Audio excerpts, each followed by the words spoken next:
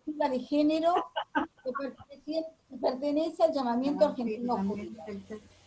Nosotros cada 15 días tenemos actividades relativas a perspectivas de género. No somos un grupo feminista. El llamamiento argentino judío es un grupo, una organización política, y esta es una comisión de perspectiva de género. Cosa que queremos transmitir a todos los hombres que están hoy y a todos los que no están, en cuanto al avance que significa para la democracia que las mujeres también participemos en todos los niveles de organización, de la nuestra y de toda otra. Por supuesto que esperamos que sigan además hombres también participando de nuestra comisión. Hay hombres en la comisión que son la minoría absoluta, es una comisión numerosa, debo decir, muy activa, tenemos actividades interesantes, les cuento ahora en poquitas palabras para que empiece Jorge. Así dentro de 15 días, que es la semana contra la trata a nivel nacional, vamos a invitar a la persona que se ocupa del tema en el Ministerio de la Mujer, y va a venir a hablar con nosotros. La trata, ustedes saben que es un problema argentino, latinoamericano y mundial. Y después vamos a seguir con la presentación de Mujeres por la Paz. Tenemos algunos trabajos que han hecho compañeras que vamos a presentar, particularmente esa para dentro de 15 días, vamos a presentar un trabajo sobre Raquel Lieberman, que va a ser Fanny, y vamos a hacer un trabajo un poquito más adelante sobre cupos, en particular coincidente con la organización Mujeres por la Paz, que el 20 de octubre vamos a recordar que se incumple la ley internacional hace 20 años, que en las organizaciones por la paz debe haber un cupo de mujeres. No se cumple, vamos a recordarlo juntándonos seguramente. Y así sucesivamente. Hay hoy otro sábado tenemos economía feminista, o la mujer en la economía, que no es lo mismo, pero que toma distintos aspectos. Es una economista compañera, que sabe un montonazo además. Y bueno, y ahora les presento a Jorge Elbaum, que la mayoría conoce. De cualquier manera, voy a decir 5 palabras que son las que él me autorizó a decir, y son las únicas que voy a decir, más allá de lo que lo quiero y que es un compañerazo. Hasta ahí paro yo. Periodista, sociólogo, doctor en ciencias económicas, militante político, y actualmente trabaja en el cohete a la luna. Es todo lo que voy a decir de él, el resto lo dirá él. ¿Está bien? No, ya está, con eso alcanza y sobra. ¿Se me escucha bien? Sí. ¿Sí? Bueno, Sí. no, la verdad es que no, me parece que una actividad de estas características, lo más importante es lo que uno puede aportar, más allá de el ad hominis, como dicen históricamente en latín. No importa quién dice las cosas, sino qué es lo que dice. Y hay que en todo caso evaluar a los sujetos por eso, ¿no? A ver, más allá de las presentaciones de rigor, los que conozcan o no conozcan, para mí, yo trabajo el tema más académico. Di un seminario en los años 90 de sociología de género. Fue un tema que me preocupó en términos de, obviamente, de una perspectiva militante y de la desigualdad que cualquiera que tenga un poquito de conciencia ética se da cuenta en relación a la problemática de género con respecto a la mujer, con respecto a los gays, con respecto a los travestis, con respecto a los transexuales, y también, por el otro lado, respecto a un modelo de construcción de las masculinidades, del cual yo soy víctima también, como muchos otros, y que está basado en una concepción patriarcal, y que la educación o la socialización basada en lógica machista o patriarcal supone construir varones como negación de 3 cosas. Los varones nos han educado haciéndonos creer que los varones, uno, no son bebés y por lo tanto no lloran, no son débiles, por lo tanto no son mujeres, y son sujetos activos de violencia y por eso no son gay. Estos tres elementos son constitutivos de la identidad de una vieja masculinidad. Es decir, toda identidad se construye por oposición a. Pasa también con las mujeres, pero de otra manera, obviamente, ¿no? Entonces, lo primero que hay que desmontar para construir sociedades igualitarias y llegar como punto de horizonte a la noción de la prescindencia, que voy a hablar en un ratito de eso, que es un concepto de la última ola feminista, si se quiere. Yo digo, y hago una reflexión con respecto ninguna perspectiva de género puede ser actual si no toma en cuenta los aportes de las 4 oleadas feministas que nacen desde el siglo, si se quiere, de la Revolución Francesa para acá, ¿no? Es decir, en todo este proceso las mujeres han cambiado mucho y los varones hemos cambiado poco.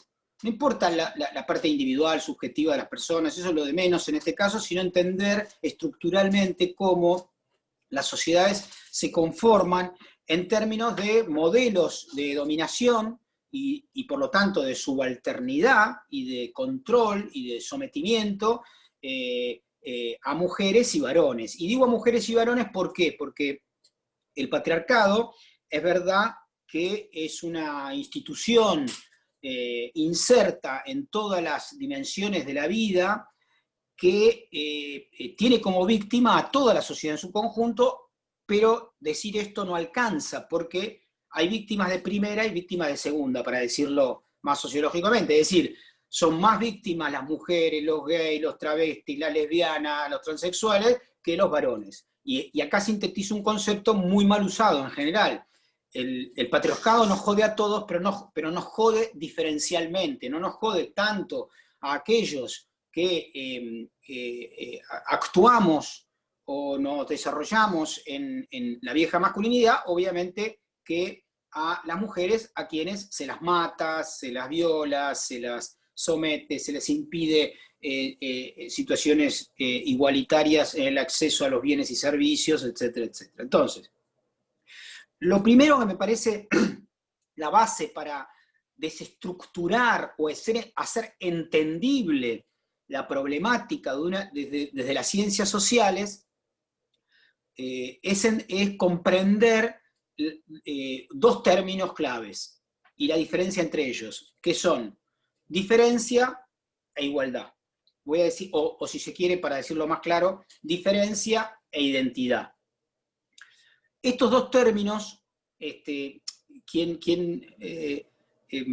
veía una obra de teatro por Teatrix sobre los últimos años de María Moliner, la que escribió el maravilloso diccionario sobre el uso del idioma, y está prologado por una frase que podría ser tranquilamente de la tradición fenomenológica y que dice: el que maneja las palabras tiene el poder, ¿no? Bueno, esta es una nota a pie de página para lo que vengo a contar ahora, que tiene que ver con diferencia e identidad, y cuando se entienda esto se desarma todo y se entiende todo, digamos, ¿no? O sea, todas las personas somos diferentes.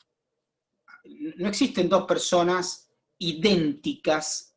Tenemos subjetividades diferentes, biografías diferentes, incluso 2 mellizos que hayan nacido en la misma familia son diferentes porque viven su situación vital atravesado por filtros diferentes. O sea, primera obviedad, no hay personas que sean idénticas, todas somos personas diferentes. Pero además de las diferencias subjetivas, hay otro tipo de diferencias. Por ejemplo, hay diferencias biológicas.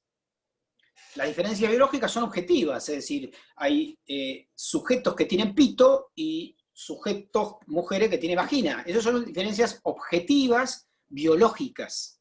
Y hay también otro tipo de diferencias, como por ejemplo, de orientación sexual. Es decir, algunos tienen un objeto de deseo cargado siendo un varón en un varón, o siendo un varón en una mujer, o en las dos, etcétera, etcétera. Hay diferencias objetivas en tanto a orientaciones sexuales que tampoco tienen por qué ser durante toda la vida iguales, digamos, pueden mutar, son diferencias.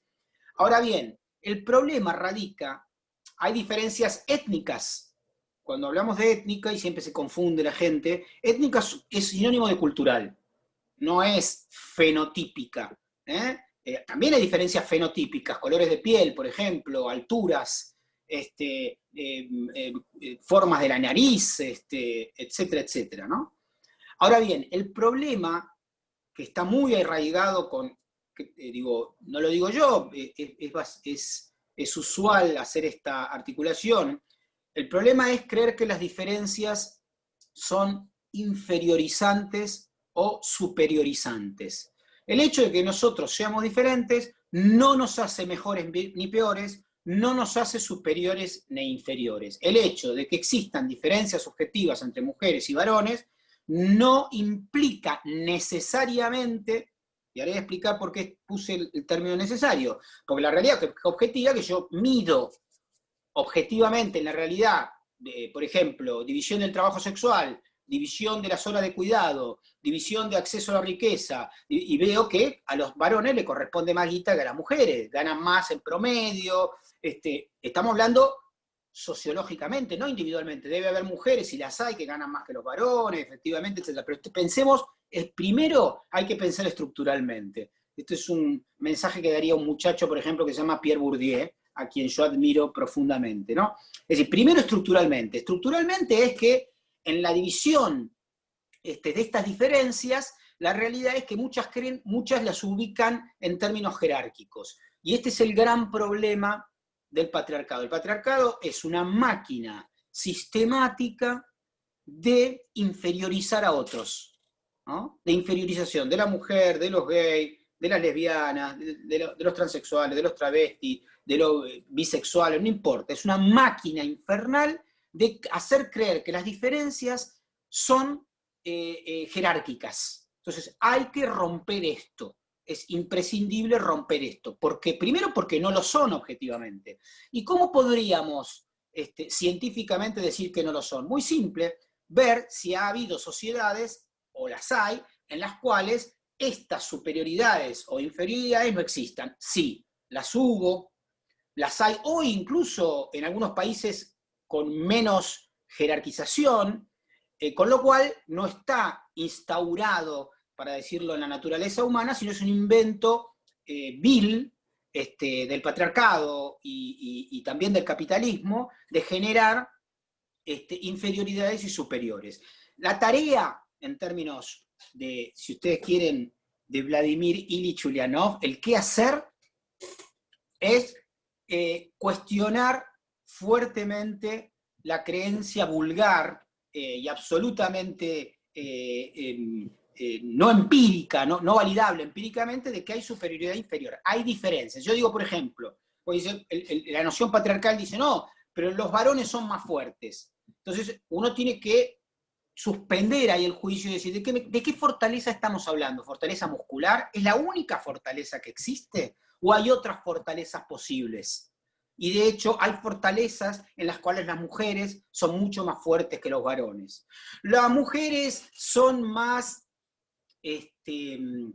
sutiles que los hombres. ¿Qué quiere decir sutileza? Estamos cargando de sentido una palabra, y así todo, podríamos dar infinidad de ejemplos, etc. Los varones tienen más capacidades para la matemática que las mujeres. Es una pelotudez, en realidad. Lo que hacemos es tratar de medir en relación a lo que hicimos previamente, que es excluir primero de la matemática a la mujer, ver que solamente quedaron varones matemáticos, o la mayoría de matemáticos, entonces decir, los varones son más matemáticos. Es una máquina permanente de construir diferencias inferiorizantes. Entonces, voy a recapitular esto que es el core, es el punto central que tiene como posibilidad desarmar esto, que es clave para luchar, obviamente, por sociedades más equitativas, menos violentas, etcétera, ¿no? Que es, lo contrario de diferencia es identidad. Nosotros tenemos identidades diferentes, subjetivas y también de género, y también de orientación sexual y muchas otras más. Yo, por ejemplo, tengo una identidad muy importante que es ser hincha de Boca. Es una identidad, ¿qué va a ser? ¿No? Y me diferencio de esa identidad con otras identidades, ¿no es cierto? Son identidades, todos tenemos identidades diferentes, y después hay identidades de clase, también, identidades de clase. Yo pertenezco, digo, por mi historia biográfica, etcétera, etcétera, me siento identificado fuertemente con la clase trabajadora. Más allá de que vengo de una familia de clase media baja, etcétera, etcétera, esa es mi identidad. Creo que el trabajo, tengo esa tradición de que el trabajo tiene que ver con la creatividad, con la vida, con la posibilidad de construir valor para los otros, etcétera, etcétera, que también está muy metida en anarquismo, cosa que reivindico bastante, ¿no? Es decir, creo que hay muchas identidades, todos tenemos identidad, y lo contrario de identidad es diferencia. Ahora, y ahí viene el problema terminológico, o sea, ideológico, ¿no? ¿Qué es lo contrario de igualdad? Desigualdad. Y estos pares, identidad y diferencia, igualdad y desigualdad, están mezcladitos a propósito. Se puede ser diferentes, pero iguales. Debemos construir sociedades en donde la diferencia no nos desiguale.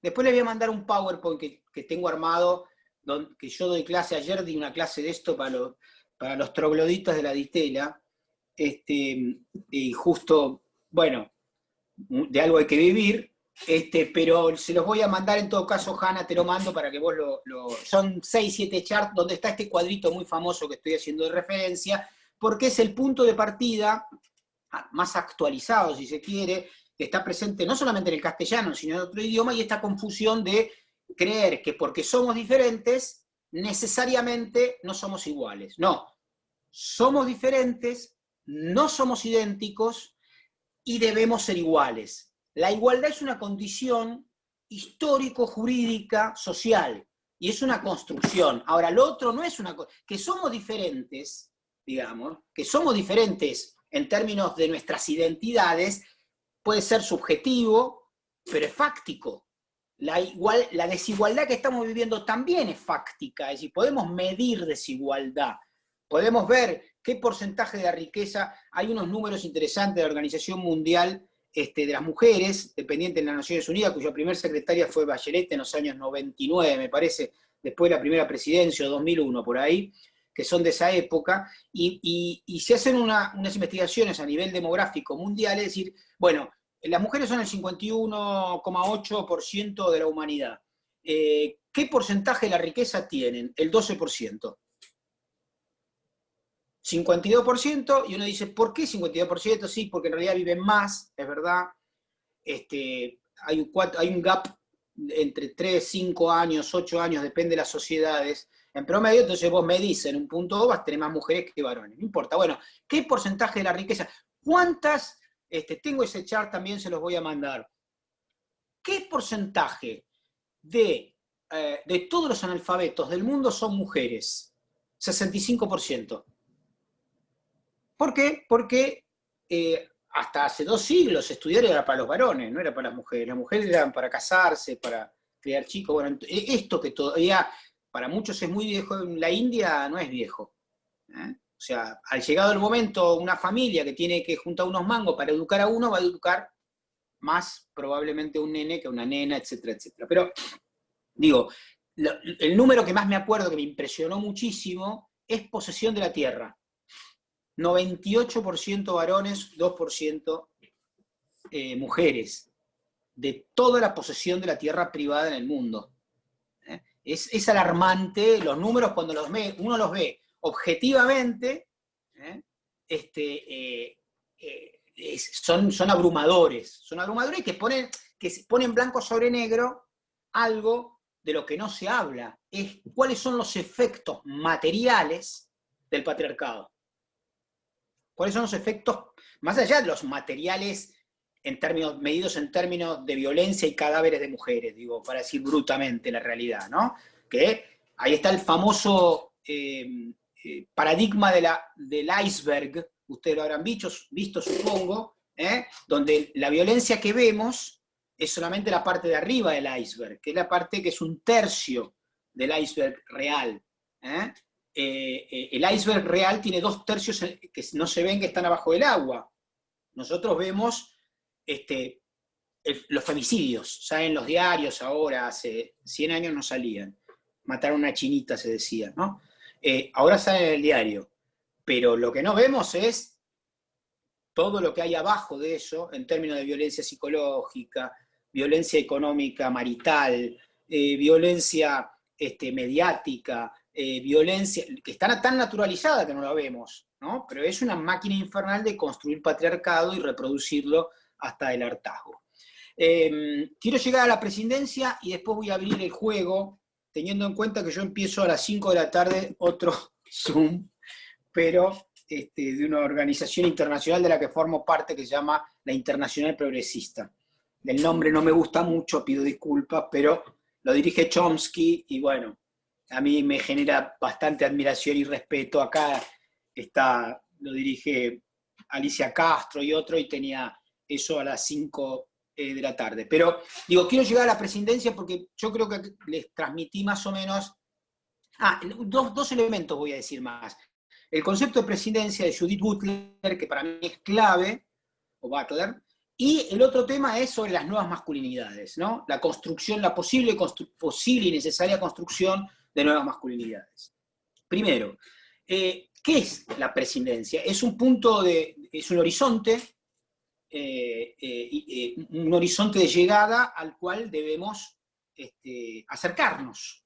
Por supuesto que como todo horizonte, siempre que estemos caminando hacia él, sentiremos que somos parte de una vida que nos trasciende y que seguirán otros siguiendo ese horizonte, ese marco utópico, etc. ¿Qué dice Judith Butler, que me parece clave, ¿no? O Butler en inglés, perdón. Siempre me cagan a pedos porque digo en castellano.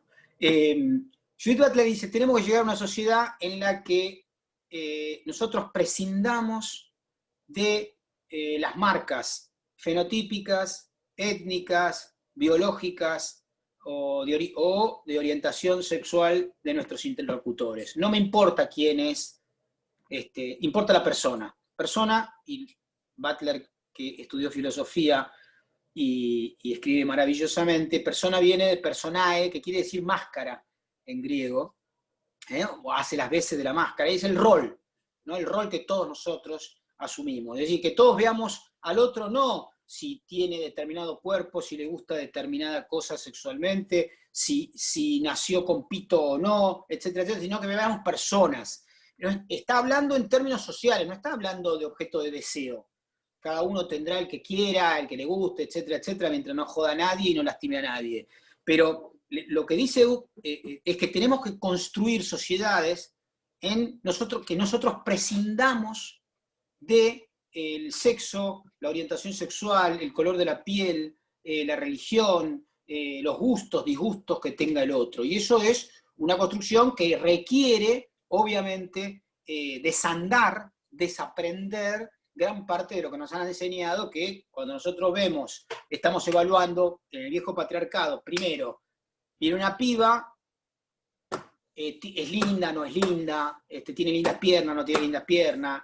Piensen ustedes en el concepto de secretaria, ¿no? Que instituido como verdad suprema en el mundo pedorro de los CEOs laborales, ¿no? Es decir, usted pensaría en una secretaria que no sea flaca, que sea travesti, que esté excedida de peso, en la concepción de lo que es excedida de peso, ¿no? Etcétera, etcétera. Bueno, evidentemente eso implica romper con determinados patrones que están muy estudiados, que son difíciles de romper, hay que asumir la dificultad de esta pelea, de esta lucha, no es fácil, nos excede en términos temporales, somos parte de una construcción que continuará y que por supuesto que estamos más cerca que antes, si uno piensa 100 años atrás.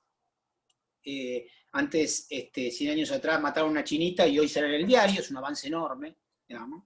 Y creo que, bueno, que para eso, y con esto termino esta mínima exposición central, hay que construir nuevas formas de ser varones. Por supuesto que esto implica nuevas formas de ser mujeres también, es automático. Y quiero decir que, como las mujeres cambiaron mucho, y los hombres y los varones cambiaron poco, hay un desfasaje. Desfasaje que queda expresado demográficamente en divorcios y separaciones. Esto es clarísimo muy estudiado, no solamente acá, sino en todas partes del mundo. Es decir, los varones hemos sido construidos para esperar una mujer que ya no existe, y las mujeres se han moldeado en la hipótesis de un varón que todavía no existe. Es decir, uno está para adelante y el que nos han construido a nosotros con concepción de la mujer es nuestra madre, no es la mujer existente hoy que pide otras cosas, que se sienta y dice, bueno, mira, vamos a repartir las tareas hogareñas, le dedico 4 horas por día, agarra 2, yo digo 2, y el tipo dice, no, pero escúchame, esto no coincide con lo que a mí me habían contado. A mí me habían dicho que yo me sentaba a leer el diario, vos cocinabas, me servías el plato caliente. Digo, estoy haciendo algo burdo, simplemente para hacerlo caricaturesco, para hacerlo comprensible, pero que tiene efectos enormes en la lucha subjetiva que existe hoy entre nenes y nenas, y que genera gran divorcio, no solamente en términos jurídicos, sino un distanciamiento y una gran dificultad de anclaje, ¿no? Si uno mira, por ejemplo, en la capital federal, y uno ve la curva demográfica, en los últimos años hay más divorcios que casamientos. ¿A qué se debe esto? Es una obviedad, tiene que ver justamente con que hay una institución, el casamiento, que empieza a no tener tanta legitimidad pública, y hay otra que empieza, parece, a tener más legitimidad, que es nada más ni nada menos que la de las separaciones. Entonces, bueno, ahí hay algo que explica esto a nivel de la intimidad y que genera tanta conflictividad producto de este desfasaje creciente entre modelos de varonilidad, si se quiere, de masculinidad, y modelos de femineidad existentes. Voy a terminar, insisto, con esto de las nuevas masculinidades y abrimos el juego, si les parece. A ver, ¿qué es el concepto de nueva masculinidad? La nueva masculinidad nace como en el mundo académico, en la década del 80 y 90 del siglo pasado, para responder al feminismo. Tipos honestos intelectualmente se sientan a leer documento feminista y tienen razón, somos parte de una construcción de mierda, tenemos que empezar a estudiar esto.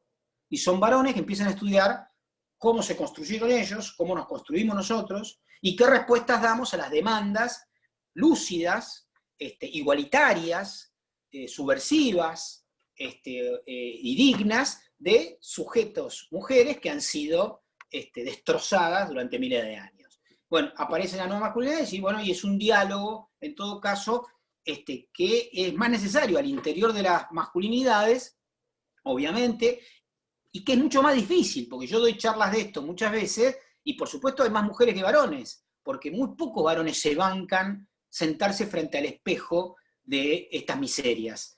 Porque es doloroso, porque si a mí me construyeron sobre una identidad, y un día viene alguien y me dice, la identidad sobre la que te construyeron es una mierda, es una máquina de destrozar gente, si toda mi centralidad humana, personal, pienso en los sectores populares sobre todo, ¿no?, está constituido con una fortaleza en esa realidad. Yo escribí hace como 15, 20 años un artículo que se llama La cultura del aguante. Después voy a ver si lo paso, que explica esto desde el cuerpo de los sujetos de los sectores populares. Es decir, cómo a un tipo que le dijiste, tu gran fortaleza es ser un macho, por eso tenés fuerza para ir a laburar, cargar en el puerto, hacer el aguante, defender a la familia, bancarte todo, bancarte el frío, bancarte las 5 de la mañana a tomar el tren, sos macho, sos macho, sos macho, sos macho, y viene el feminismo y le dice, no, ser macho es ser potencialmente un homicida o un femicida. Lo que dice el feminismo tiene razón. Ahora, es terriblemente doloroso para alguien que lo constituiste en esa vieja masculinidad que le digan eso, y es muchas veces insoportable. Gran parte, y con esto termino, 2 puntos más, gran parte de los nuevos fenómenos de violencia femicida o cuasi femicida tienen como origen esto que acabo de contar. Es decir, a un tipo que lo formaron en los sectores populares diciendo, la mujer es tu propiedad cuando te casás o cuando te juntás. Y la mujer que le dice, no, mira, ¿sabes qué? No, tengo otro, no te banco más, quiero estar con otra persona. Eso es insoportable para un tipo que le han dicho que la mujer era un mueble de su posesión. Y esa ruptura es capaz de matar y matarse antes que poder procesarla. Por eso, esta mutación, este cambio, este proceso, esta dialéctica, si se quiere, entre una demanda absolutamente justa, necesaria, imprescindible, planteada por el feminismo, requiere mucha lucidez, mucha inteligencia política para canalizarla, para organizarla, para tematizarla y para construir futuros varones que en realidad puedan identificarse o construir su identidad de una manera diferente a la anterior, ¿no? Con ciertos componentes, como por ejemplo la sensibilidad, bancarse su debilidad, no competir por la fortaleza con la mujer, no competir por el dinero, de que si una mujer gana más o menos, no es más ni es menos que yo, etcétera, etcétera. Y eso obviamente es una refundación que tiene como muchas dimensiones. Una, por supuesto, es individual y subjetiva, pero no alcanza. Esto es desde el Estado, desde la estructura social, desde la economía, desde el mundo privado, del mundo de las ONGs, de la sociedad civil, etcétera, etcétera, y en un proceso que si uno lo mira, como diría Lévi-Strauss, desde arriba, se está dando con mucha más, desde mi punto de vista, con mucho menos velocidad de lo que se necesita, pero no deja de modificarse en los últimos 200 años. Somos parte de ese proceso, como diría Gramsci, algo cambió, algo está muriendo y algo todavía no nació. Y estamos en el medio del río, el vaso medio vacío, y eso es, por un lado, para aquellos que vemos la otra costa, el horizonte, algo esperanzador, pero aquellos que están en el medio del río y sienten que se ahogan y no ven ninguna de las dos, les agarra desesperación y sin la sensación de caos. Vos le explicás, una vez me invitaron hace como 10 años a dar una charla, a compartir una charla con gente del Opus Dei, en la Universidad Austral. Yo dije esto mismo de una manera más elegante, ¿no? Había obtenido recientemente un postdoc en problemática de género, y yo soy muy atorrante, ustedes me conocen, ¿no? Y me importa un carajo toda la pelotudez, el San Benito, como le digo yo, de la nobleza cultural, ¿no? Entonces, yo los veía blancos en la primera fila, ¿no? Que se iban las mujeres poniendo de color pálido, ¿no? Y en realidad, porque yo estaba tocando un tema que en realidad, si uno es riguroso, es un punto central de la temática del poder. No solamente del poder de las relaciones de género, sino que si nosotros desarmamos el patriarcado, desarmamos el 50% del sometimiento de las relaciones sociales. Por lo tanto, y con esto termino, estoy convencido y hago apuestas y me peleo con quien quieran, de que no es posible implosionar ninguna lógica de sometimiento social del capitalismo sin terminar con el patriarcado. Se finí. Apago el micrófono mío y escucho preguntas, dudas, puteadas, cuestionamientos, etc. ¿Y vos tomaste nota de alguna pregunta? Porque si no las hacen, que las hagan directamente. Pablo, vos fuiste el primero en preguntar. ¿Querés preguntarle? ¿Dónde está Pablo? No lo veo. Ahí se está desmuteando. Hola. Hola, hola, ¿qué tal? ¿Querés preguntarle? Hola. Sí, preguntale, te escuchamos.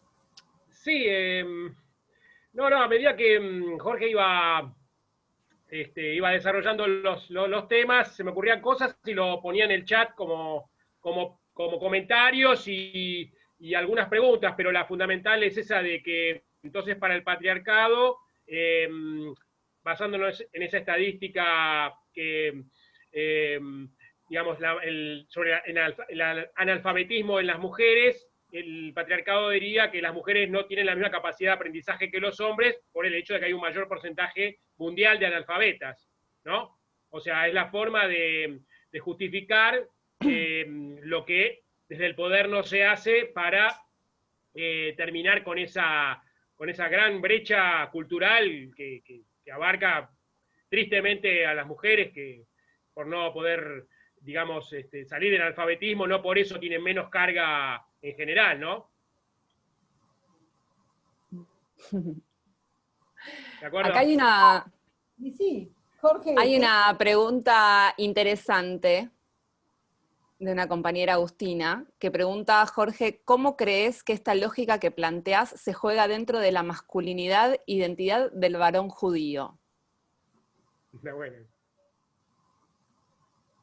Sí, es interesante. Mira, ahí hay un tema bastante interesante y hay mucho trabajo y laburo hecho, etcétera, etcétera. Digo, el varón judío no es el mismo varón judío, digamos, en lo que sería en Yemen, que ahí quedan pocos, muy poquitos, ya casi ninguno, en el Magreb, en el norte de África, digo que en la Argentina de la clase media actual. Voy a hablar de esto último, porque yo me da gracia porque muchas veces dicen la comida judía, ¿no? Entonces yo, mira qué interesante, como yo leí a Marvin Harris, que escribió un libro extraordinario que se llama Cerdos, Vacas y Peces, que lo recomiendo mucho, Alianza Editorial, muy chiquito, y que muestra evidentemente que todos estos mitos de la comida, ¿no? No hay comida judía, muchachos, hay comida de los lugares donde vivieron los judíos, ¿no? Entonces, vos vas a Rusia y ves que el gefilte fish es de Rusia, digamos, ¿no? Y vas después al hummus, y es de Argelia, donde vivían los judíos en el norte de África, etcétera, etcétera. Pero no importa. Digo, volviendo al tema, hablemos de los judíos de la Argentina, que han accedido a la clase media, etcétera, etcétera, ¿no? La realidad es que el componente cultural judío es promedio en los Askenazi en términos demográficos comparado a otros menos violento, lo que no quiere decir que no haya, estoy hablando estructuralmente, pienso como sociólogo, como economista, después si quieren, después vemos la chiquita, los casos particulares que cuando se vive en uno es el 100%, pero lo que te quiero decir es que a grandes rasgos el feminismo permea mucho más fácil en el judaísmo askenazi desde hace 200 años, claramente, el psicoanálisis es un elemento clave para poder ver eso, y que el 80% de las feministas norteamericanas, incluso las teóricas más importantes, curiosamente, vaya a saber por qué, son judías, entre ellas, por supuesto, Judith Butler. Ahí hay un componente que tendríamos que explicarlo más en términos de Jacques Attali. Recomiendo un libro que se llama Los judíos y el dinero, editorial Fondo de Cultura Económica, un libro que te parte la cabeza y explica una antropología de la judaidad moderna, ¿no? Que me parece súper importante. Pero voy a contestar lo que decía. Yo creo que, por supuesto, nosotros varones, yo tengo casi 60 años, digamos, estamos atravesados por cosas familiares y cosas sociales. Yo me formé en mi casa, me formé en la escuela, en el Pellegrini, en la universidad, qué sé yo, y estamos atravesados. Ahora, si yo tuviese que hacer abstracción demográfica, diría que el feminismo tiene mejor prensa entre los judíos que entre los no judíos, está clarísimo, por un lado, y que los varones también, por el rol de la mujer en la tradición judía en general, y estoy hablando de cultura, no estoy hablando de religión, tiene mucho más peso comparativo que en otras tradiciones. De hecho, voy a decir existe violencia de género al interior. Conozco una amiga mía que es médica y que labura al interior de la comunidad judía temas de violencia de género, ¿no? Específicamente, y tramita casi todo con religiosos, ¿no? Esa es una cosa muy llamativa, ¿no? Pero la realidad es que comparativamente en términos demográficos está menos presente. Por ejemplo, vaya a saber qué mecanismos de identidad, de socialización cultural hace que esté muy poco presente en términos estadísticos el abuso de padres a hijos al interior de los judíos. Y claro, creo que algunas explicaciones están en la tradición de la familiaridad judía, en lo que algunos filósofos como Levinas llaman la concepción del hijo, ¿no? Hay alguna cosa así que medio sagrada, enhorabuena, desde mi punto de vista, más allá de que yo sea ateo, pero reivindico a Levinas absolutamente.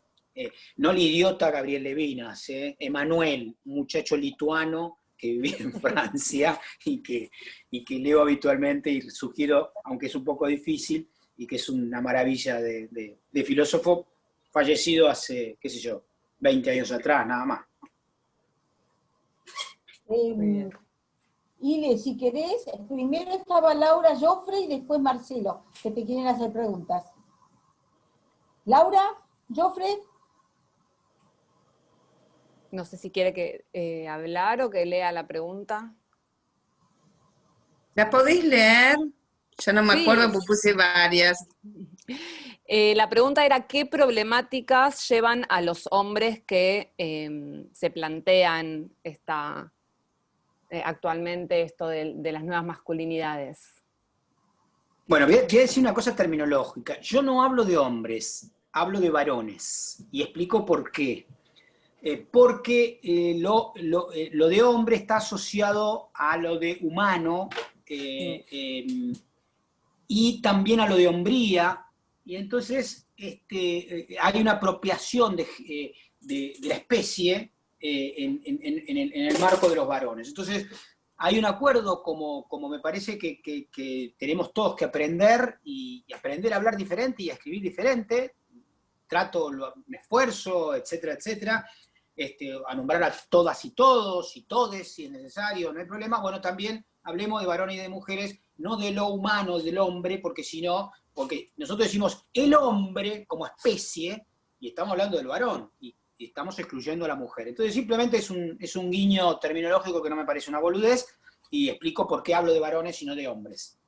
Segundo, los desafíos son enormes porque es un doble movimiento. Cuento una anécdota, siempre la cuento porque me parece muy ilustrativa. Cuenta un muchacho llamado Alberto Einstein en su biografía que él, cuando sacó el premio Nobel, dijo, bueno, me gané unos mangos, voy a hacer lo que me gusta, y una de las cosas que le gustaba era tocar el violín. Entonces se contrató a un tipo, a un famoso violinista de la época, que después terminó siendo muy conocido, que se llamaba Hacha Efetz, y le pidió que le dé clase. Entonces lo llamó, creo que todavía estaba en Suiza, Einstein, y le pidió clases. Y entonces Einstein, que no había estudiado académicamente nunca violín, había agarrado un violín de su primo, etcétera, etcétera, intentado, etcétera, etcétera, cuando se sentó con Hacha Efetz, Hacha decía, no, pero agarrás mal el palo.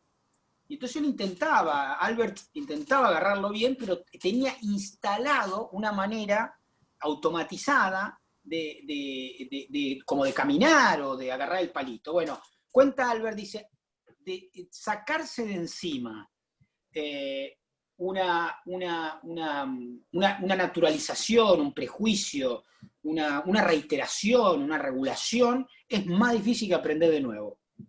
¿No? Decía que le costó más a él sacarse de encima esa forma que tenía equivocada de agarrar el palito, que empezar de nuevo. Cuando logró sacarse de encima de eso, aprendió como un avión, ¿no? Y acá Albert lo dice con esta misma condición, es decir, desandar es muy difícil.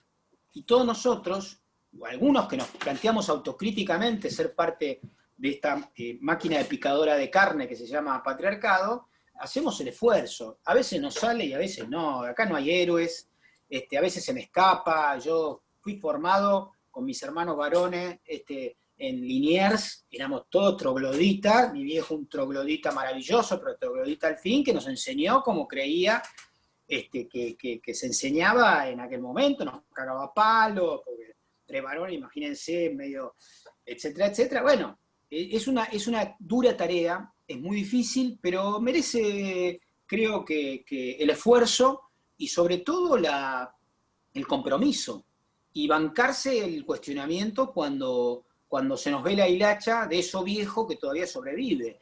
Y bueno, y hay que bancarse eso, pero esto es un ejemplo también de otras cosas, de otras miserias que tenemos que sacarnos de encima y que no están solamente en la vieja forma de la masculinidad, sino en otras cosas que todos tenemos como taras, que hemos aprendido y aprendido mal, ¿no? Y bueno, es un desafío. Obviamente que hay gente que lo toma esto como una tarea, y hay otros que no, dicen, yo tengo amigos que hablo sobre esto, y dicen, no me rompa las pelotas con todo el feminismo, Jorge, te echa las pelotas. Bueno, yo digo, está bien, pero a mí no me hagas chistes delante mío, de mina, porque te voy a mandar al carajo. Está bien, bancate, vos yo te banco, pero no me vengas con esas pelotudeces ni mandarme por WhatsApp, me hacen pelotas, etcétera, porque a mí me jode. Y además, porque estamos reproduciendo una mierda que yo no quiero cortarla acá? Pues yo la hice de pibe también. Digo, no había WhatsApp, pero hacíamos otras cosas parecidas. Digo, entonces, bueno, es un desafío muy difícil, pero está bueno, digo, en el sentido de que cuando uno lo asume como parte de una pelea política, es muy tranquilizador y sobre todo se siente parte de algo bueno, ¿no? Y creo que eso te da unas ganas y un deseo profundo de poder pelearlo, ¿no? Marcelo, por favor, ¿tu pregunta? Sí, yo fui anotando algunas cositas que me resultaron muy interesantes, ¿no? Como que el que maneja el lenguaje maneja el poder. Y luego me pregunto si existe, que creo que no existe, una única definición sobre el patriarcado, porque cuando hablamos de patriarcado a veces lo definimos por alguna de sus características, ¿no? Por ejemplo, inferiorizar las diferencias, una forma violenta de dirimir conflictos, podemos, digamos, los crímenes de género, podemos definirlo a través de varias de sus características. Pero pregunto si la ausencia de una única definición sobre patriarcado obedece a una disputa de poder sobre el significado, los alcances y la forma de abordaje del patriarcado, de la cuestión del patriarcado. ¿Se entiende? Creo que entiendo, Marce. Yo lo que creo es que, a ver, la realidad es que el patriarcado también es un eufemismo para someter a otros.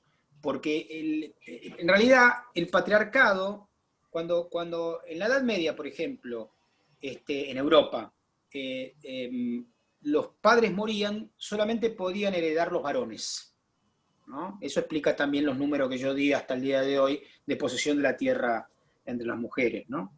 Y si uno mira los textos bíblicos sobre el primogénito, etcétera, etcétera, la necesidad de tener un varón por parte de Abraham, digamos, en la literatura bíblica, etcétera, etcétera, se da cuenta que hay una jerarquización en el modelo cultural de Occidente, digo, que nosotros conocemos bastante, lo hay también en Oriente, no estoy diciendo que no hay, a veces paz y peor, no hay una competencia, lo que digo es que el patriarcado tiene como ganadores prioritarios y beneficiarios prioritarios a los varones y tiene como víctimas a las mujeres. Esto es así. Pero en ese viaje de víctimas y victimarios también hace negocios. Quiere decir que está fuertemente intrincado el capitalismo y el patriarcado. Es decir, si uno mira, por ejemplo, no doy exacto el número, pero no me lo acuerdo, pero mujeres, ahí está, lo doy exacto, mujeres parlamentarias a nivel mundial, 13%. 13%, son el 52% de la sociedad mundial. Es decir, además de excluir, inferiorizar, obviamente, y encima muchas veces 13% cuando lo dejan subir les piden que se masculinicen. Es decir, les exigen atributos de masculinidad so pena de no dejarlas acceder. Es decir, que sean duras, que sean guerreras, que tengan... Y no se reivindica su diferencia. Digo que tienen otros atributos que podrían aportar en el tesoro de lo humano, que es diverso, y que todo el mundo tendría algo para aportar interesante, ¿no? Bueno, hay ahí el patriarcado es una máquina de imponer sometimiento. Es una concepción interiorizada en nosotros sádica. El patriarcado es sádico, disfruta sometiendo. El patriarcado lo que hace es gozar, esto lo dice Lacan, y yo lo suscribo, ¿no? Lo recupera Zizek sobre todo, gozar con su poder. Es decir, en realidad disfruta cuando otros, en este caso las mujeres, ven con poder al varón, bueno, la lógica falocéntrica, esta cosa de creer que tener un pito grande o un pito chico es un elemento central de las relaciones vinculares, remite a eso, ¿no? A esta sensación de un disfrute de determinados poderosos por construir subalternos. Eso está muy metido en el patriarcado y se expresa claramente en términos económicos en el capitalismo. Pero lo definimos a partir de las características, es decir, no hay, o creo que no hay, por eso, una definición única que diga el patriarcado es esto. Yo según donde me pare le puedo agregar o quitar características. Lo cual me parece en algún punto riesgoso, porque puedo caprichosamente... a ver, ejemplo, qué sé yo, podríamos definir que una de las génesis dentro de las masculinidades se da hacia el interior de los hombres y desde la primaria o desde el jardín de infantes en adelante. Y es que también se establecen jerarquías, a partir de quién juega mejor al fútbol, a partir de quién es más fuerte, a partir de quién, rara vez de quién es más inteligente o lo que fuera. Y también parecería ser una forma de patriarcado que a lo mejor no tiene características de género. Entonces uno la puede meter o no, no sé. No, si se necesita una definición, el patriarcado es un sistema de dominación basado en las diferencias de identidades masculinas y femeninas. Punto. Es un sistema de dominación y por lo tanto de control social. Ahora, ¿cómo se expresa eso? De millones de formas y en todos los aspectos de la vida, porque es un sistema. Está presente está presente, por supuesto, en nuestra historia. O sea, uno puede analizar en ciencias sociales en 3 dimensiones diferentes. Subjetiva, individual, biográfica, es el nivel más bajo. Un nivel epocal, que es la época que nosotros vivimos, esta etapa, digamos, del último siglo, más o menos, y después estructural, que es la gran historia, unos muchachos llaman la escuela de los anales, ¿no? Sí, estas son 3 dimensiones diferentes. En las 3 dimensiones aparece el patriarcado. Es decir, en nuestra vida personal, que es chiquita, vivimos 70, 80, 90 años, sí, o sea, si uno lo mira estructuralmente, que es en realidad el primer punto que hay que mirar es, ¿cuándo nació el patriarcado? Bueno, el patriarcado tiene 30.000 años, qué sé yo. Después tiene expresiones diferentes en cada sociedad, no es lo mismo el patriarcado acá que en Suecia o en Dinamarca. ¿Existe patriarcado en Dinamarca o en Suecia? Sí. Tiene menos víctimas que acá. Muchísimo menos víctimas. ¿Es menos violento que acá? Promedio. ¿Hay femicidio en Suecia? Seguro que sí, no lo sé. Muchísimo menos que acá. ¿Hay más representación de las mujeres? Hay más representación de las mujeres, sin duda. ¿Hay menos acceso a bienes y servicios? Hay más acceso a bienes y servicios.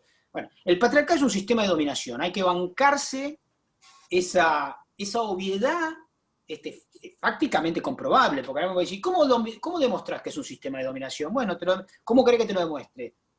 En términos de acceso a los bienes, a los servicios, a los trabajos, a la distribución de la renta, de la riqueza, de la propiedad, cualquier dimensión de la vida, a las horas de cuidado promedio de cada familia, a las horas de socialización de los hijos, en cualquier dimensión, decime qué dimensión de la vida querés, yo te muestro cómo funciona el patriarcado en esa dimensión. Ahora, esto, porque alguno me corre y dice, no, bueno, pero esto existió siempre. Mentira.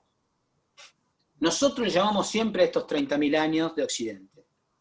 Y de hecho, en esos 30.000 años, Margaret Mead y otros antropólogos han demostrado sociedades en donde en realidad era al revés, dominaba la mujer. Está mal que domine la mujer, pero también está mal que domine el varón. Hay que construir sociedades en las cuales el hecho de ser nene, nena, te guste esto, te guste aquello, no garantice modelo de dominación.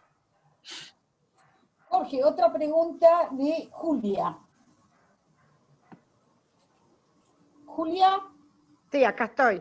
¿Ves? estás acá. Querías preguntar algo. Hola, ¿qué tal? Sí, Hola. te quería preguntar, Jorge, ¿por qué subrayaste varias veces sectores populares? Y eso me hizo un poco de ruido.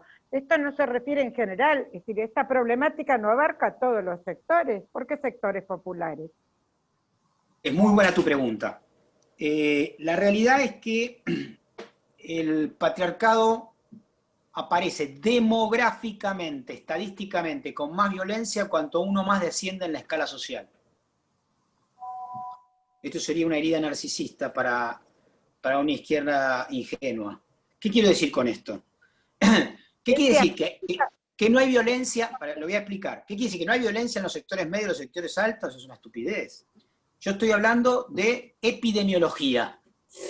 Es decir, en las clases medias, este discurso que yo estoy dando, profesional, es aceptable. Cuando yo fui a la villa y voy a dar esta clase, lo digo de otra manera, porque yo sé que los varones les cuesta más esto. Es un discurso como mucho más difícil. Pese que hay feminismos populares ya que les reclaman, pero la realidad objetiva, no solamente en Argentina, en distintas partes del mundo, el patriarcado está más acendrado en términos de violencia, tiene una explicación sociológica. Lo voy a decir porque, aunque tengo poco tiempo, lo voy a explicar. Miren, en los sectores populares, lo único que tiene el pueblo es su fuerza física.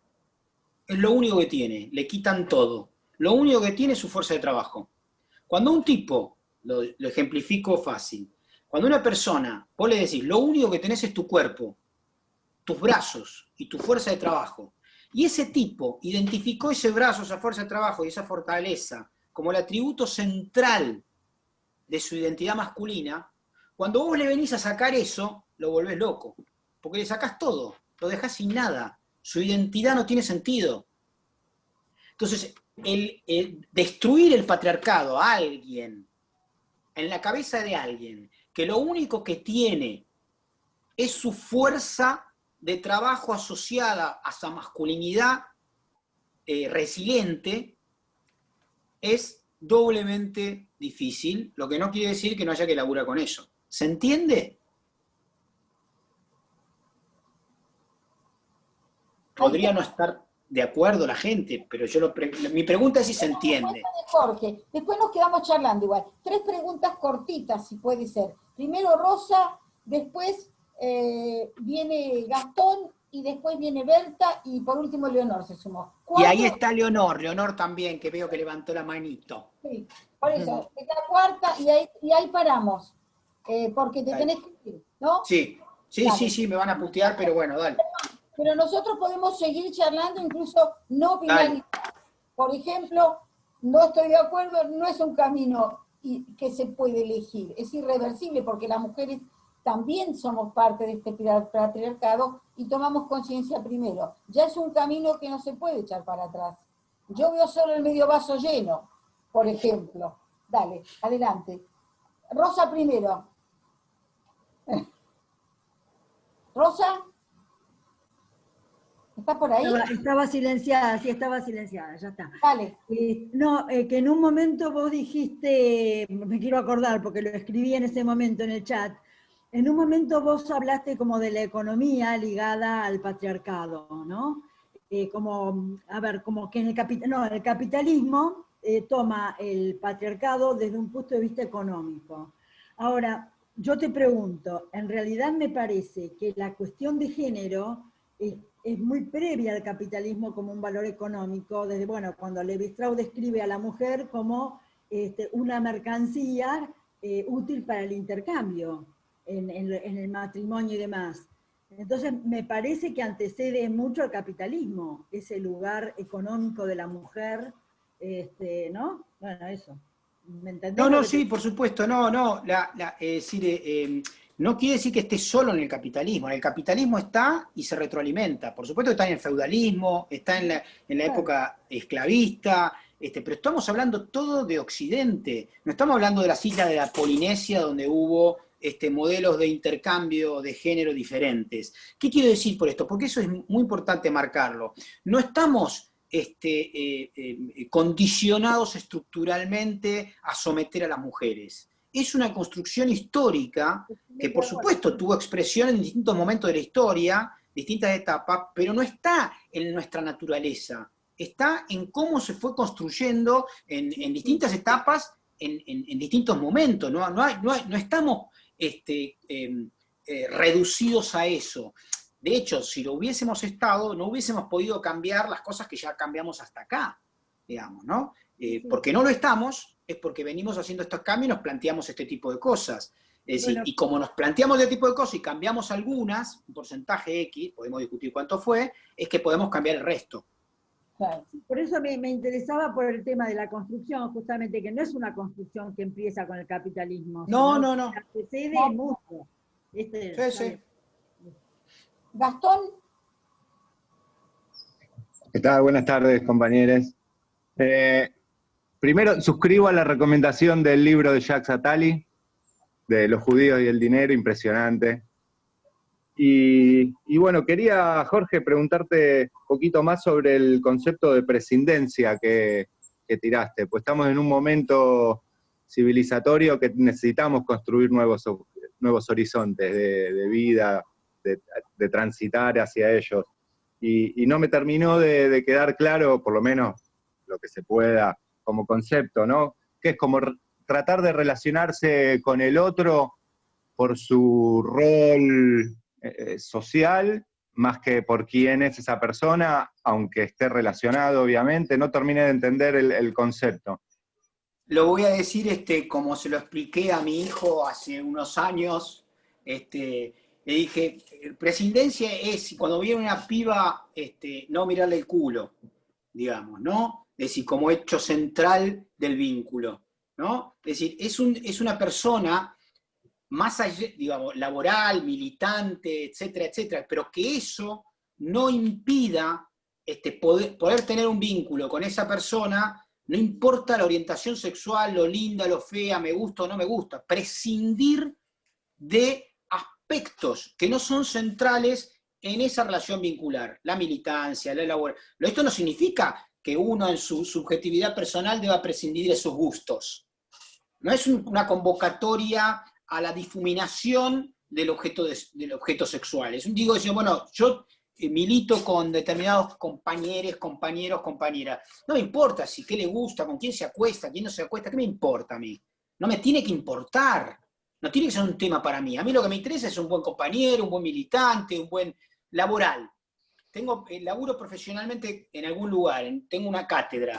A mí qué me importa si es nena, si es nene, qué le gusta, qué no le gusta. Lo importante es que haga bien su laburo, que dé buenas clases, etcétera, etcétera. Es prescindir de aquellas cosas que nos han acostumbrado a que no prescindamos. Si viene una persona, no puedo elegir en reclutamiento de recursos humanos a las personas porque son lindas o feas, porque me mejoran como un mueble la empresa o la institución, etcétera, etcétera. Se eligen a las personas por lo que hacen en el rol profesional, laboral. Bueno, esto que yo digo que parece una obviedad, no lo es. Para nada. En general, no hay prescindencia. Hay permanentemente una insistencia sobre la catalogación, la jerarquía, la inferiorización, la superiorización. Entonces, en el mercado de la estética, vale más joven que viejo, vale más flaco que gordo, vale más ojos claros que ojos oscuros, vale más pelo lacio que rulo, vale más. Entonces, en esa estructura de categorizaciones, lo que hacemos es terminamos excluyendo incluso a gente mucho más valiosa y poniendo pelotudos o pelotudas. ¿Por qué? Porque no prescindimos, ¿no? ¿Se entiende? Sí, bastante mejor. Leonor. Y después te Última. ¿Está bien? La última, sí. Dale. Leonor. En realidad me doy cuenta que no pido, y pido disculpas, no voy a hacer una pregunta, porque lo que quería señalar es una profunda diferencia en la apreciación de que el patriarcado impacta mucho más fuerte en unas clases que en otras. Creo que esa diferencia se expresa de manera distinta. La violencia se ve más en las clases populares porque las paredes y las puertas son más livianas, porque hay menos recursos, pero creo que la violencia psicológica, la violencia institucional, todas las formas de violencia no son únicamente la violencia física, y creo que el impacto del patriarcado en todas las clases es igual. Y disculpen por no haber hecho una pregunta, me di cuenta después. No, está bien, está bien. Así que, Jorge, te agradecemos un montón tu aporte, realmente es importante para nosotros, y un signo para nosotras, y nosotres, y nosotros, es que estamos en la Comisión de Perspectiva de Género, y estamos viendo cómo hacer con las nuevas masculinidades, invitando un hombre. Esto para nosotros también es un avance. Y que Un varón, mejor un varón que un hombre. Perdón, sí, un varón, yo también me confundo. A mí también me cuesta. Soy parte de esta estructura. Con lo cual, reconozco que para nosotras es un avance haberte invitado, en primer lugar, y que haya tantos varones interesados. Tanto dentro del llamamiento y algunos que no conozco. Con lo cual, primero gracias, y gracias a los compañeros y compañeras y compañeros que hayan estado, y nosotros podemos seguir charlando sobre cosas que quizás no coincidimos 100%, pero sí, seguramente esto es un aporte fundamental para nosotros, y seguiremos avanzando, y seguramente en un año te volvemos a invitar, porque esto es una cosa que evoluciona, donde ya es irreversible. ¿Qué le pasa a una mujer feminista hoy?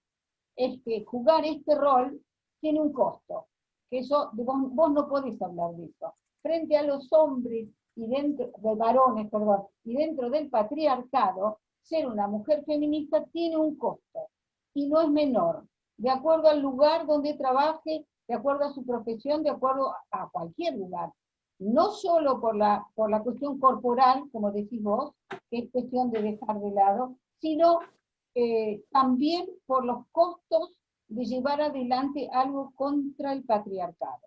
Así que ese es mi punto de vista. Me parece que es importante para nosotras las mujeres saber que ser feminista no es gratuito. Es tocar el capitalismo, es tocar el patriarcado, es tocar estructuras de esta sociedad que nos involucran. Eso nomás, quería agregar.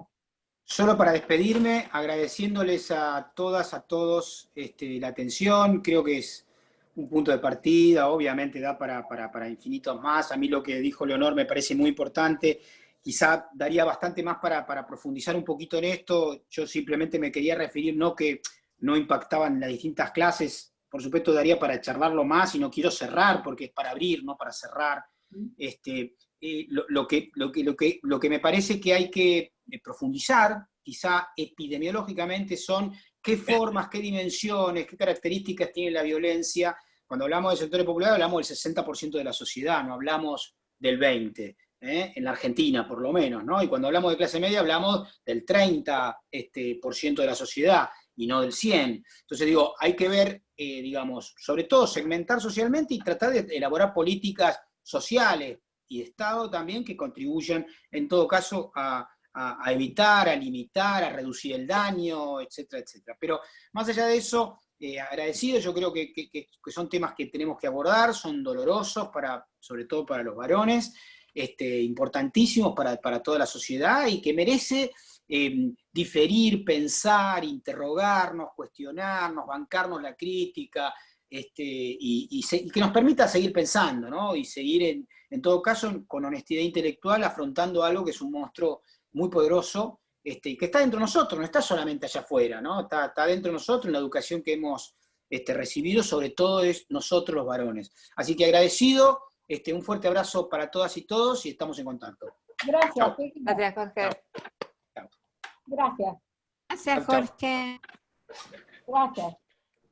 Gracias, Jorge. Quedó gente que quería hablar, así que, por favor, Berta, creo que querías preguntar algo, por ahí te quedaste colgada, podemos seguir. ¿Dónde estás, Berta? Acá estoy. ¿Qué No, preguntaste? quería preguntarle a Jorge, hacerle una pregunta porque es sobre algunos términos de que él habla y que yo no estoy de acuerdo, pero tendría que haberlo hablado con él, así que en la próxima lo tengo anotado. No hay Bueno, problema. para el próximo año lo invitamos de vuelta. ¿Algún otro que quiera agregar algo que le haya quedado en el tintero? Quizá podemos ayudar a algunos que sepan o conozcan del tema y puedan explayarse más, que deseen hablar o agregar algo. Yo quería, ¿puedo? Sí, claro. Yo coincido con Leonor, yo soy psicóloga hace 30 años que trabajo y trabajé también en el Hospital Pirovano con el licenciado Campelo en el 85 y en temas sobre violencia doméstica, y el tema de la violencia se manifiesta no más en los sectores populares. Los sectores altos tienen otras formas de violencia y maltrato, tanto físico como verbal, y también a través de lo que escribí en el chat de cómo utilizan el dinero, cómo a través de cuentas donde la mujer no tiene acceso o donde el hombre es el que maneja la cuenta bancaria y le da a la mujer, lo cual también es una forma de sometimiento de la mujer, y después cuando la mujer se tiene que separar o ir de la casa por violencia doméstica, no tiene a dónde ir o no tiene cómo mantenerse. También se expresa, a mí me ha pasado muchas veces de tener que ver con pacientes mías cómo trabajar con abogados o abogadas el tema legal del mantenimiento de los hijos, o sea, de cómo no pasan la cuota alimentaria o no pasan lo que tienen que pasarle a la mujer, y la mujer es la que se tiene que encargar del sostenimiento tanto de la casa, la comida, el delantal, los útiles escolares, el dentista, médico, etcétera.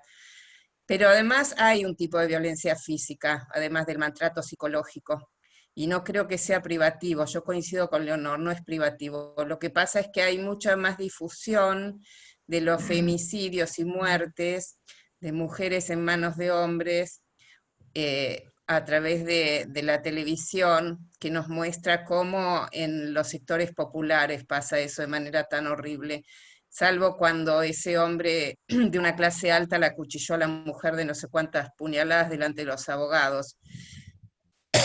Pero me parece que eso no está tan visibilizado, porque como también los medios de la televisión y diarios los manejan gente de alto poder, tampoco les conviene mostrar este tipo de formas de sometimiento que los hombres realizan, no solamente de las mujeres, sino también en parejas. Yo creo que en parejas homosexuales también hay este tipo de problemática. Es otro tema, a ver, pero he atendido también parejas gays, y las mujeres también contribuimos en forma muy negativa en cuanto a todos estos esquemas de reproducción del patriarcado y del machismo. Entonces, eso es muy importante verlo en cuanto a cómo educamos a los niños de acá para el futuro, si no lo que hacemos es seguir reproduciendo estas formas de violencia y de sometimiento. Bueno, es lo que me gustaría ver, de poder ver, y después lo que yo decía que había escrito, era que me parece que hay más formas de dejar a la mujer en la casa, con los hijos, en la cocina, en las tradiciones sefaradíes, que en las askenazí, donde hay muchas más mujeres que han sido apoyadas y estimuladas a estudiar, pero que es un tema que me gustaría que Jorge tomara desde lo sociológico, tanto en nuestro país, en el judaísmo, como en otros lugares del mundo. Lo mío es más bien una investigación empírica, digamos, no puedo decir Desde el punto de vista sociológico ¿Cómo? político, quiero decir que se llaman feminismos periféricos, y he participado en las organizaciones que son musulmanas y kurdas de mujeres en el mundo, y realmente es muy interesante, tienen otro enfoque, digamos, y otro punto de vista. Nosotros estamos hablando desde un completamente occidentalizado, e incluso invadido culturalmente en Latinoamérica, con lo cual tenemos dos problemas, no solo el patriarcado, ¿no? También tenemos el patriarcado occidental, o sea, le agregamos lo occidental. Entonces es muy difícil de comprender Claro. feminismos, ellos lo llaman periféricos. ¿Por qué? Porque Occidente es el centro. Bueno, imagínense que ya desde el nombre, nosotras mismas, le ponemos un nombre periférico si no es occidental y cristiano, por llamarlo de alguna manera. Eso nomás quería agregarte. Que tienen otra manera de ver las cosas. Y hay que acostumbrarse, hay que ver. ¿Quién más quiere agregar? Laura. Una Laura. Ahí. Laura Fuchsman es mi apellido. Bueno, yo vi la película Poco Ortodoxa, calculo que varios la vieron, Jorge de hecho la vio, y veo que dentro del judaísmo hay sectores altamente machistas, donde el lugar de la mujer es básicamente reproductor. Pero en mi caso particular, si me permiten, no por ser autorreferencial, sino por dar un ejemplo irrefutable para mí, porque es mío. Yo trabajé 35 años como economista en el Banco de la Provincia de Buenos Aires, gané un concurso para hacer un posgrado, y cuando volví ya estaba Aldo Ferrer como presidente del banco, y pidió al director del CEDES, Roberto Frenkel, quién quería que fuera la gerente de estudios, él que fuera el gerente de estudios económicos de los que habíamos ido a hacer el posgrado. Él dijo Laura Fuchsman, y la reacción en la gerencia general de aquel entonces, estoy hablando año 85, fue ¿cómo una mujer va a estar comandando un grupo de casi 70 personas? Entonces saltó un jefe mío que me quería mucho, me respetaba mucho y sabía que daba clases con Aldo Ferrer en la facultad y que me valoraba mucho. Va a ser Laura porque lo decidió Roberto Frenkel y lo aceptó Aldo Ferrer. Aparte reconozcan y escuchen esta frase: Laura trabaja como un macho. Eso es Laura trabaja como un macho. Me duele hoy que hace 10 años que me jubilé. Es lamentable, accedí al cargo, no saben las resistencias que tuve los primeros años, las categorías que tuve que dar, lo que tuve que estimular, lo que tuve que flexibilizar, las relaciones entre esas 70 personas a mi cargo para ser aceptada y que no me ocultaran información para lo que se llamaba hacer pisar el palito. Creo que es un término bastante habitual en nuestra generación, aunque veo muchas muy jovencitas que dirán esta campesina, porque yo vengo de la Patagonia. Yo fui secuestrada en Bahía Blanca en el año 76, y lo primero que me dijeron, Fuchsman, ¿con una N o con dos Ns? Con una. Mujer, judía, ¿qué te falta? Ser borracha y boliviana. Y bueno, se ensañaban muchísimo más. Hay ejemplos vívidos que dejan, más que huellas, como dicen ahora, cicatrices. Y yo le decía a Jorge por privado, a través del WhatsApp, después de ver Poco Ortodoxa, caro que es ser mujer y judía.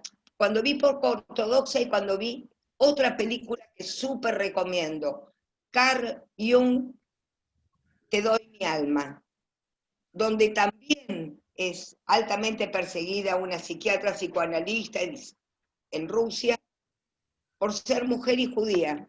Entonces, bueno, hay que luchar contra todo un sistema que es tan pandémico como lo que estamos viviendo ahora a nivel biológico, ¿no? Bueno, Quiero gracias. aclarar nada más que lo de la doble N, yo que soy Fleischmann con doble N, es un mito. Mi origen es austríaco, estuve en Austria 2 veces por buscar, soy hija de la Shoah, digamos, mi familia desaparecida, con lo cual, de la Shoah, el anterior, así que estuve buscando, y lo de la doble N y una N para ellos es absolutamente un mito, no tiene nada que ver con los judíos. Claro, pero te puedo asegurar que dando clases ignorante, digo. en sala de profesores, en sala de profesores, no siendo maestra clandestina en las villas y en las escuelitas rurales de la Patagonia. Yo, como les decía, me recibí en la Universidad Nacional del Sur en Bahía Blanca, y esa fue mi militancia por la cual me secuestraron. En sala de profesores de la UBA, de la Facultad de Ciencias Económicas, me han preguntado con una N o dos N, asimilando a que yo tampoco lo sabía, vos me estás haciendo esa aclaración y te lo agradezco, que con dos N era alemán y con una N era judío. Bueno, lo lamentable de todo esto es la estigmatización que tenemos producto de una cultura que va a llevar varias generaciones a revertir. Por suerte, yo tuve 2 hijas mujeres, no es esa la suerte, me cuestionan hasta por qué respiro. Eso es otro tema de análisis que con Nora Merlín como psicoanalista lo estoy tratando. Pero tengo 2 nietos a través de ellas, varones, y por suerte, Yamila y Pais Fuchsman, mi hija mayor, yo creía que participaba y sus compañeros me aclararon, fue la que creó la Asamblea Popular Feminista, en la que milita y está teniendo, bueno, una linda carrera política, hoy en la legislatura, y ahora pasa al Ministerio de la Mujer. Y está educando a su hijo de un modo que ya tiene 10 años Ernesto, por razones ideológicas obvias, se llama Ernesto, de un modo donde él me cuestiona a mí, ¿por qué me vas a servir vos la comida o lavar sola los platos? Una vez cada uno. O yo no voy a saber lavar los platos como vos porque sos mujer. Como que está pudiendo llevar a la práctica en la educación de su niño de 10 años, bueno, lo que es el leitmotiv de su vida, la lucha porque las pasó. Así es. Bueno, así que sigamos, a ver si alguno quiere expresarse todavía, si no vamos a dar por terminado porque hay gente que se está yendo ya, y me parece que se pierde la esencia del grupo este que quería participar del tema. ¿Alguien quiere agregar algo más? ¿Una opinión? ¿Algo? Esto empieza... Yo quería preguntarle a Elba, pero cualquiera de los presentes me lo puede contestar. Todas las cosas malas que nombró de los varones, ¿cuándo y cómo se va a corregir? Las 2 preguntas que fueron separadas. Hola. ¿Puedo? Justo quería hacer un comentario que se engancha bien con esto de Marcos, que decía, porque ¿cuándo se va a cortar esto? Yo tengo un nieto de 13 años y lo que veo, lo que he visto de la relación entre los chicos, las chicas y les chiques, es muy diferente a la que nosotros vivimos de nuestra generación. Entonces ellos ya vienen, para ellos es impensable la diferencia. No pueden pensar a la mujer como al modo de que nuestra generación la ha pensado, no pueden pensarse a sí mismos como varones, como nuestra generación y las anteriores se han pensado. Me acuerdo que el año pasado, es solo esto, un ejemplo, ¿no? El año pasado, charlando yo con él, hablaba de esta violencia económica, el sometimiento de las mujeres que siempre ganan menos, y que solté una estadística que tenía ahí a mano, no me acuerdo cuál era el porcentaje promedio de salarios menores que recibían las mujeres en relación a los hombres por el mismo cargo o función. Y abrió los ojos de este tamaño, me dijo, de verdad, Abu, no lo puedo creer, pero si las chicas y los chicos hacemos las mismas cosas y aprendemos igual y sabemos, qué raro eso. O sea, con lo raro me dijo, qué ajeno a mi experiencia, qué ajeno a esta generación, lo cual me parece muy alentador, es esperanzador, Creo que estamos haciendo las cosas bien, que cuando ellos inclusive ven, yo soy abuela, laburé toda la vida, miren, no todos son, viste, o la mayoría o muchos, madres, abuelas, padres, abuelos, todos activos, militantes. Digamos, creo que esto, vernos, no hay nada mejor para enseñar que predicar con el ejemplo. Y los chicos que están en la comunicación... diferencia salarial en la Argentina es 29%. Bueno, ponele, sí, una locura. Bueno, creo que se va cortando, permanecen, tenemos que prestar atención a los aspectos fascistoides de nuestra cultura, y la derecha que avanza recrudeciendo su fascismo por el mundo. Esta es una fuerza a la que tenemos que tener bajo vigilancia, porque tiene alta incidencia en el tema que estamos tratando. Y que esa es la verdadera amenaza. Hoy me parece que, bueno, reaparece con mucha crudeza. Pero que tenemos esperanza. Las nuevas generaciones, ya vemos las chicas, los millennials, los qué sé yo, centennials, millennials son los últimos, pero los movimientos de las pibas, son muy chicas, son púberes, los pibes que las acompañan son todos púberes. Creo que tenemos esperanza, apostemos a eso, sigamos preguntándonos todo, que todo lo que nos preguntemos, nuestros nietos nos lo van a responder, digamos, con hechos. Creo que estamos construyendo para bien, estamos construyendo con nuestras preguntas y nuestros cuestionamientos personales y sociales. Esto es lo bueno que podemos hacer. ¿Algún otro quiere agregar algo? Rita levantó la mano, si querés. ¿Dónde? Rita Salama. Rita Salama. Dale.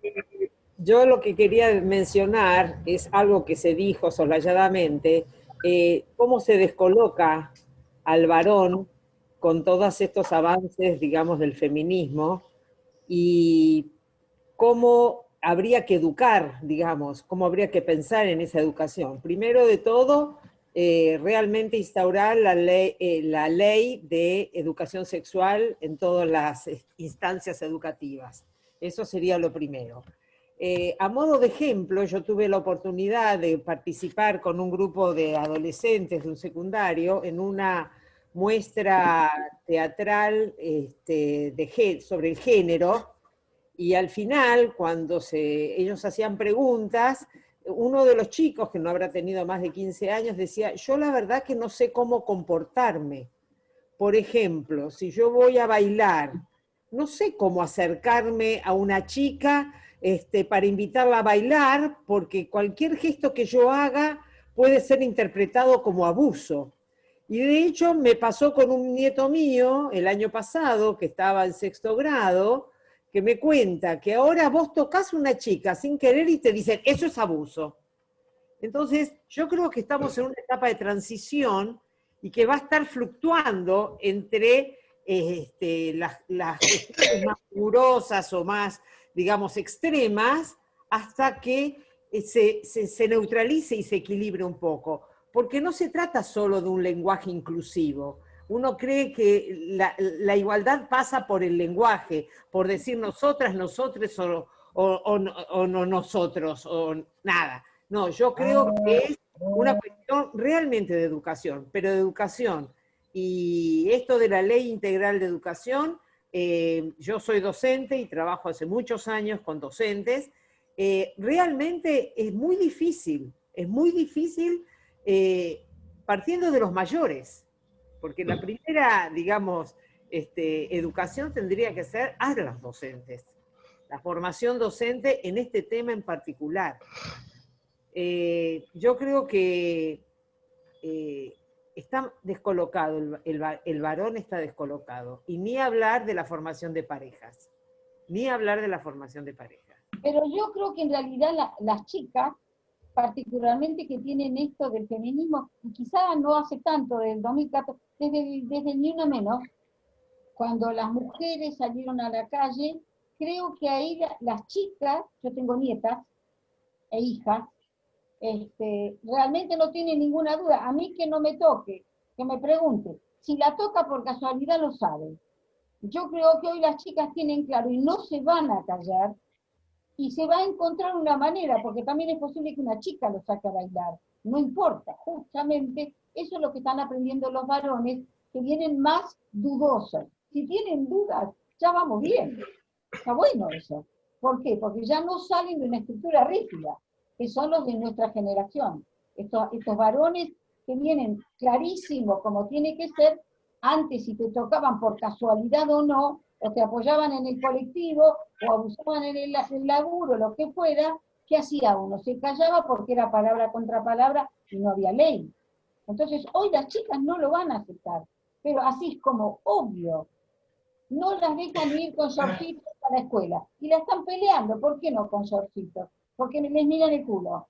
Es cierto que les miran el culo. ¿Hasta dónde el shortcito mira el culo no? Y la pollera corta, ¿que hasta dónde? ¿Quién dice dónde? Bueno, lo que definirán ellas. Yo no sé qué es lo justo. Lo que sí sé es que la duda está buena. Que los chicos duden. Las chicas van a dudar. Sí, Selma. Yo trabajaba como maestra jardinera allá a lo lejos. Allá a lo lejos trabajaba como maestra jardinera hace tiempo. Era jovencita y usaba pantalones rojos y era la directora la que me decía, Jofe, no use pantalones rojos porque los papás de los chicos le miran el culo. Yo pensaba que la perversión más que nada estaba en esta mujer que era mayor.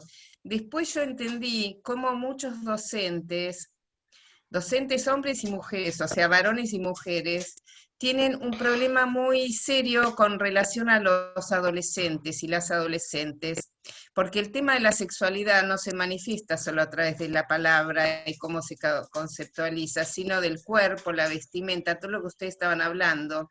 Y al nivel de la educación sexual integral, coincido con Rita, que es fundamental, porque lo primero que hay que hacer es cambiar estas mentes y deconstruir un montón de cosas que tenemos los docentes cuando transmitimos. Campelo, que lo vuelvo a citar, en el año 85 ya trabajaba con padres y también en grupos de padres en escuelas primarias, secundarias, en el Hospital Pirovano, y con los docentes, hacía talleres para docentes y directivos, que le parecía fundamental trabajar para poder entender el tema de la violencia, de dónde surge, y también cómo modificar estos patrones, para poder hacer un tema más desde la educación en lo que tendría que ver con el trato y el buen trato. Y creo que sería bueno si invitaran a alguien que nos pueda hablar más de las nuevas identidades de género. No soy especialista, pero he trabajado con personas que han elegido distintas parejas homosexuales, tanto mujeres como hombres, pero también hay muchas diferentes identidades de género, y creo que los chicos más chiquitos son los primeros que aceptan mejor, tanto cuando una pareja gay de varones adopta un niñito o una niñita, como mujeres, que los adultos, que tenemos mucho más prejuicios para aceptar todo este tipo de distintas identidades de género y elecciones y formas de armar pareja. Pero bueno. Tuvimos una nomás de intersexualidad, que es un tema casi el menos conocido, y que no entra en los LGTB, no entra, que vino a hablarnos, y estamos buscando una persona que lo vivencie para que nos charle, y si es posible, un argentino judío mejor, porque seguramente lo va a vivir un cachito distinto, ese cachito que nos lo explique. Será para el año que viene, ya este año, para octubre, noviembre, creo que terminamos, me parece, las actividades generales. La comisión sigue funcionando y nos reunimos, discutimos de política, planificamos para nosotros, invitamos algunas charlas sobre algunos temas en la comisión misma, o se elaboran, somos muchas, somos 30 en la comisión, de las cuales activas estarán 15 para darles idea, y bueno, esto ya requiere un trabajo, y las actividades un trabajo aparte, donde viene mucha más gente, claro, y donde los temas son de interés más general. A veces nuestra idea es formar un grupo dentro del llamamiento que sepa más específicamente de nuestros derechos. Estamos hablando de los derechos de las mujeres, en realidad, de eso hablamos. Para que haya equidad, que era la pregunta, ¿por qué equidad y no igualdad? Decía Berta, en realidad equidad es la palabra que uso yo, no igualdad para no confundir, pero en realidad eso es lo que estamos buscando, que nuestros derechos sean los mismos. Bueno, esto es una cosa que teníamos que formar primero un grupo que esté más formado, ese era el objetivo de este año. Vamos a ver si podemos después multiplicar esto o hacer otras cosas, más con gente fuera de la General Paz además, acá hay compañeras de otros lugares, y debemos quizá de generar desde ahí actividades el año que viene para ver si podemos esto multiplicarlo como derecho. No es lo mismo tampoco Cava que lo que está más allá de la General Paz. Seguimos siendo un país unitario todavía, así que trataremos de ir relajando el unitarismo lo más posible. Agustina, vos nos vas a ayudar, ¿verdad?